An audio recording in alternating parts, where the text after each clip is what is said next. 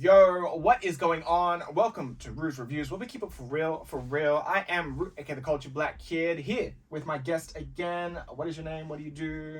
I'm Frank. I'm a multimedia reporter at Djandjay Media, and overall lover of Oz music and everything else good. 100%. Glad to have you back for another review, which we are touching on Baker Boy's second album, Djandjay. This has been a long time coming after his debut album, Gela, back in 2021, that had a lot of success. I think 5-6 ARIA wins and very, very accredited across the scene. But like I said, we back, and I'm keen to get into the what's going on here. So, your initial thoughts? My initial thoughts. I didn't realize it had been so long since his last one, which I guess is such a credit to what he's done, like, in between albums. But initial thoughts, I really feel like Baker Boy set out to do everything that he intended with this album, in the ways of highlighting his nuances as an artist, and very much overcoming, I think, that one-trick pony kind of narrative that I feel a lot of people were running with Baker Boy. I feel like he smashes that out of the park. There's so many different sounds and styles on this that I think he embraces really wholeheartedly, and very much, I've said this in the last one as well, but very much makes it his own. Yes. I don't know, I think that there's a difference between leaning heavily on your influences and you being able to hear those influences and point them out where they're coming from. But I think this one was very much, I'm like, whoa, there's a lot going on here, and it's a huge melting pot of what I think this is just wholeheartedly Baker Boy, which I thought was really cool. So yeah, they were probably my initial thoughts. I'm not a huge electronic guy, so there were a few drawbacks for me personally from that, but in that same way, had so much fun listening to this. I think it's an incredibly fun album to listen to. For sure. And yeah, coming off the back of that, my initial thought when I chucked this on was, I just love how, again, nuance. I think that's the perfect word that Baker Boy is being. It feels like the serious notes come through, and now there's levels. There's levels to him. The first album, whilst fun, does feel a bit like, okay, you know, that this is cool, but what else about you? And it feels like here he answered those questions. He's like, this is what I care about. These are some deeper thoughts that I have on issues in the world, issues with my people, just emotional health, and, you know, chuck a couple fun ones in there as well. So yeah, I love that. I love that from Baker Boy. So with that being said, let's get into some of our pros. Pros. I think the choruses and bridges on some of these songs are so much fun. I think like Peacekeeper, and Keep Up, such earworms, and I'm not like necessarily going back and revisiting them a bunch, but I think they've been caught in my head like since I heard them first. That was definitely a big one. I love the opener as well. The opening track is probably one of my favorites on the album. I think it's just so much fun. Massive like Missy Timberland vibes, which is for me is just like, you can't go wrong. Like, give me that. But also I think an incredibly important sentiment on the album, on that track as well, is just, it's a track that's celebrating mob without being political or without having something to say, which I think is a big thing that people are looking to Baker Boy to be, this sort of spokesperson for whatever. 100%. He's just an incredible artist who's just making good music, and not everything needs to be saying something or whatever. So I like how more personal this feels to Baker Boy. Like naming it after his grandmother and having the interlude with named after his dog and things like that. I think those little touches are really nice, and I feel, brought me in closer to the Baker Boy story. I feel like previously I felt a little bit disconnected or haven't been able to tap in as much, but this one I feel like I felt more welcomed in to fully embrace what he had to say. For sure. And yeah, coming off the back of that, the opener, super fun start, but it does set that theme and that vibe of like, look, I'm here to have fun as well, but like, trust that this is still going to be about a lot deeper themes than you think, and that continues throughout so many other things to, I guess, transition into tracks like Thick Skin, Freak Out, War Cry, the more serious tracks on the project, where again, like on War Cry, he talks about like people were expecting me to, they expect me to be the spokesperson, but sometimes I just, you know, it's like I'm not the only person who talks about this stuff. I get frustrated, but that doesn't mean I need to be talking about it 24/7. And yeah, anyway, he makes it so much more eloquent through the music, but I love that. And again, it shows the layers. It shows that Baker Boy has all these things that he thinks about and is frustrated about and angry about, upset about, and yeah, he lays it out really, really nice in great pieces of music as well. So yeah, the balance between the fun start of Biggest Mob, but with the, again, some of those more serious tracks is great. And Briggs on Freak Out. Yeah, I had a note that said, I think that's like one of the most like laser sharp features I've heard from him. Like, I thought that was incredible. Yeah, for sure. Yeah, what else you got?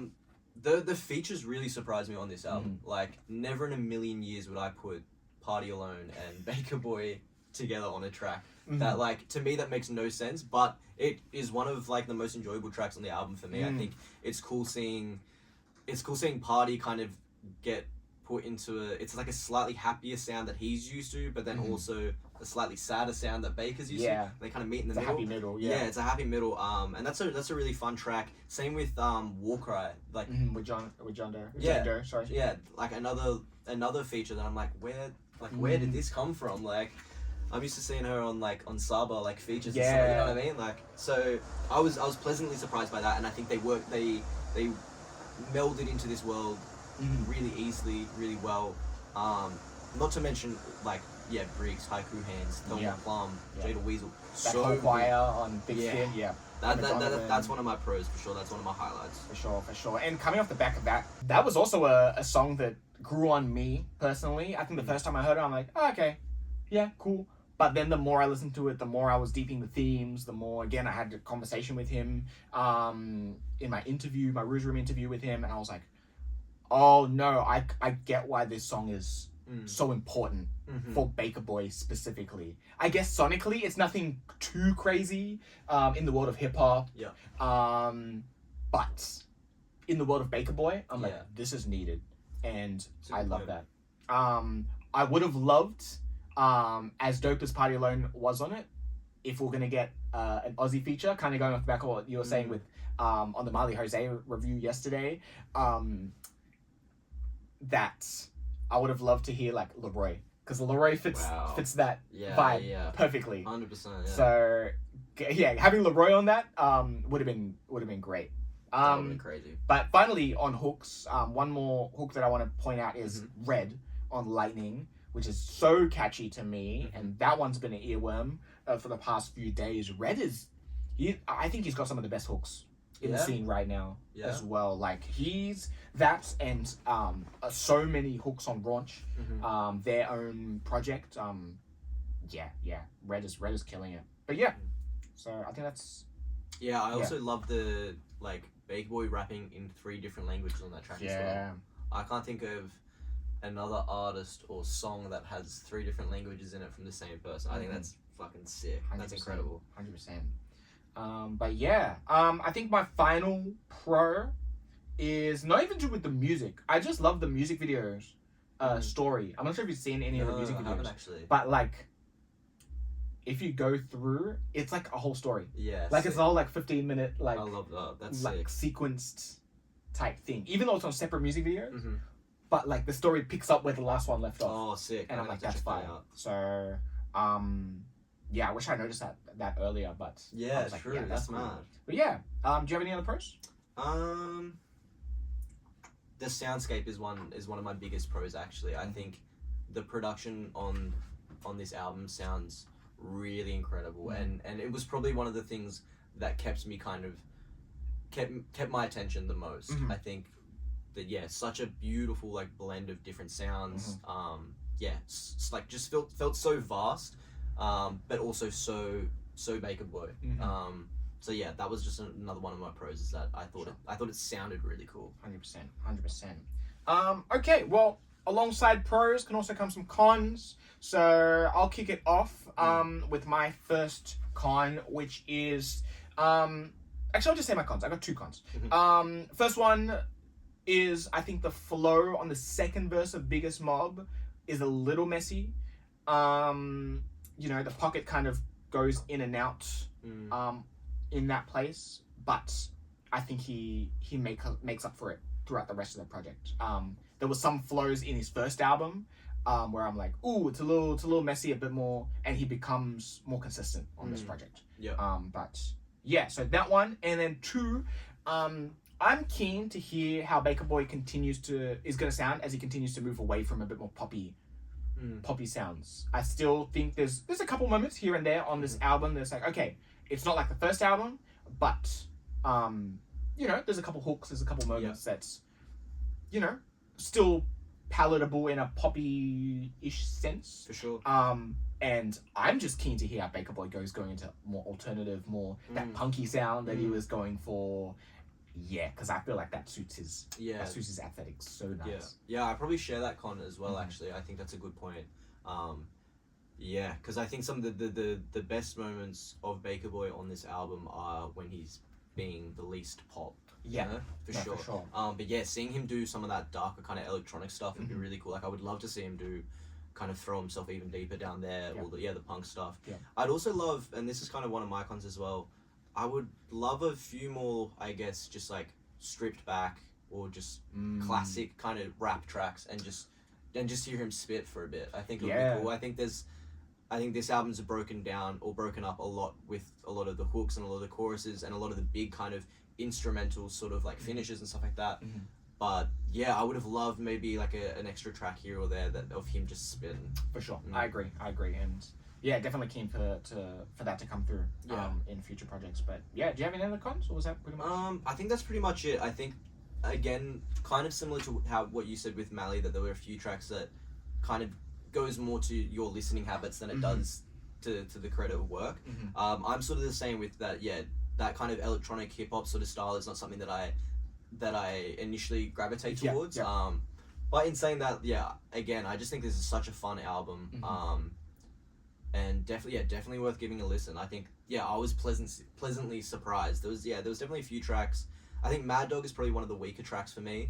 And there are a few moments like that, but I think the highs are really high and really bring me back up to enjoying this album. Definitely.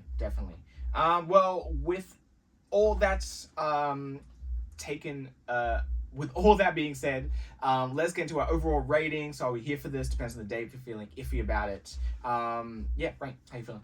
Yeah, I think it depends on the day. Okay. But I think overall, I'm here for this. Okay, so teetering between here and depends? I think I'm teetering, yeah. I think because today, I'm here for this. Yeah. But I think typically and usually, it depends on the day. Right, okay.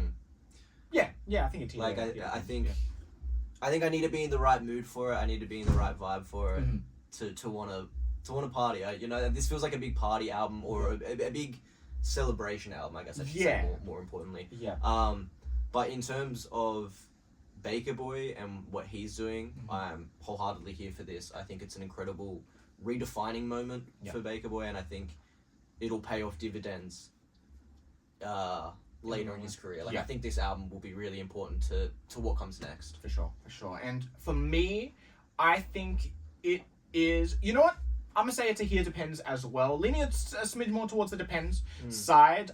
But yeah, I think I'd be remiss to say that this is probably the most important album of his career, or body of work of his career so far, because of, again, what it establishes, the depth that it has, the nuance. I think that was another word that we said earlier.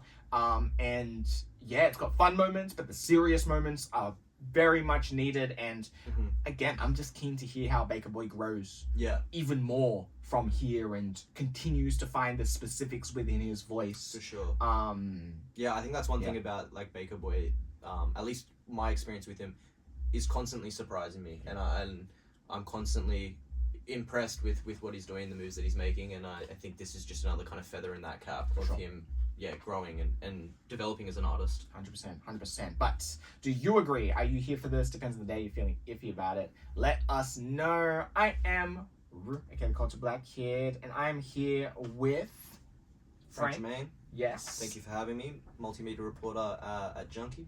Yeah. Where can the people find you? At Written by Frank on Instagram.